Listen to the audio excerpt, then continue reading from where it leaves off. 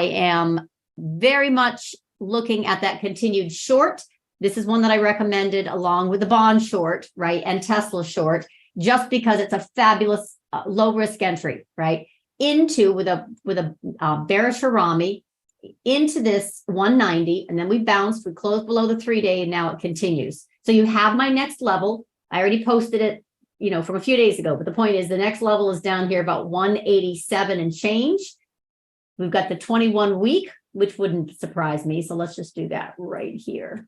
Yeah, that lines up perfectly. 187. Okay, so that's the next level of price target. First was the 190. I did post this. You can just stack on top of it. A little bounce here and then kind of back to this 185. In time, I'm really looking for a retest of this kind of 183.5 area. Okay, so that I think is going to be a better retest, especially with this weighting business in the NASDAQ 100. Tesla was another kind of slow to launch short, 281 being resistance. And basically, this is all I'm looking for now is 263.55 for gap fill. We have a nice short continuation in Apple and Tesla. Let's go take a look at Amazon, because Amazon also has Prime Day, which is like, so it looks so good until, can I just say, until that news that Craig and Archana were highlighting about the NASDAQ 100 rebalancing. It looks good, but Amazon's part of the reweighting. So it's very much at risk of breaking back down to that 126, 125.5 area. So not so excited about this until it can prove to me, I'm talking about the swing long that I had been recommended, right, from this lovely level of 114, and it's working its way, but not with this event coming up July 24th, which is the NASDAQ 100 rebalancing, special rebalancing. And folks are going to front run it. They're front running it. So growth is going to get dinged. So Apple, we already know, but look at the choppiness, right? Has not broken down yet, Amazon. If I was to put a price target on it for this week, I would say 124, potentially even 123 for Amazon short. Okay, so the level it really needs to break is right here, this 127. So we break 127, we got a channel down to about 123 on intraday, but I kind of wouldn't expect it to be so easy to get down there, honestly. Let's see, let me just check something. Yeah, 125. Yeah, that's definitely going to be tough. You got 126, 125, and then the 10-week is 123. Oh, all right. So, well, if it happens to be really weak sauce, it's going to head down to 124, but there is support in this area. So if you are swing long, okay, that's the area that you're basically defending or protecting against. But I will say that it's down 1.7% on about 5.5 million shares. You can see the market in tech right now is weak sauce, right? So Amazon is down 1.1%. Google's only down 0.3% since the open. Amazon's 1.1% since the open.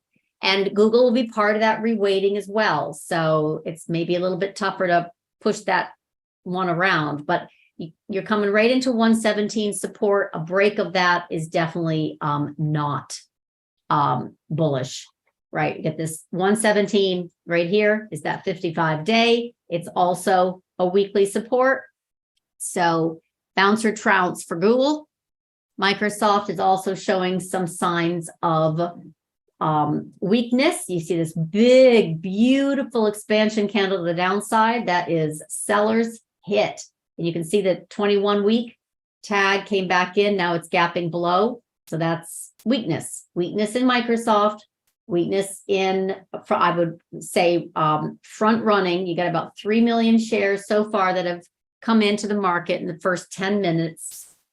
This is intraday level, 333.5. I would say if you're doing this, you want to, depending on your time frame, if you're shorting Microsoft, right? Because this puppy is one of the few that has to stay green, it seems, for sentiment to be bullish. So Apple, Microsoft, right? Use this as your short. In other words, it can't get back above 338. if you like something wide, 338 on a close. If you're looking for something tighter, see how this 21-day obviously has been very, very, very like hasn't even tagged. Now, the first time it tagged, the second time it breaks, keep it below the 21-day. So what's the high of this candle? 335. Let's just put it that way. If you're a swing short, needs to close below 338. If you're chasing short, needs to stay below 335. So we've got Microsoft breaking down. This is a great chase short. I also think we're going to have a little bit of a tussle here with the Keltner and the 10. So what's the usual rule of thumb? You usually tag it and then you break it. So we would have to break all of this stuff to make it back down to 319. That would be very impressive if that happened this week. We would really need some selling to accelerate. Amazon is already breaking down on that 127. We already had Apple. That was just the easiest one. I swear that was just the easiest one. But this is now the rollover is below 190. You want to obviously keep it below 190 as your stop if you're swing trading this from last week. All right, we're not having a real what do you call it? Pushback. It's a slow pushback. This is really totally manageable. Nothing is happening too fast. We came right back down into that kind of 187 area, 187.15. Tesla, Apple, Microsoft, again, staying below is kind of the trick for this one. And in fact, you could see a head and shoulders pretty easily with this, just like XLK, if truth be told. See if I can do a little justice here to get you a better. Yeah, that's nice. Not that this is, but that is. So you get your head and shoulders for XLK, you get your head and shoulders for Microsoft. This is support, however, right? This Keltner is like a cushion it's falling into a pillow. Low 334, high. Okay, so that's not a gap.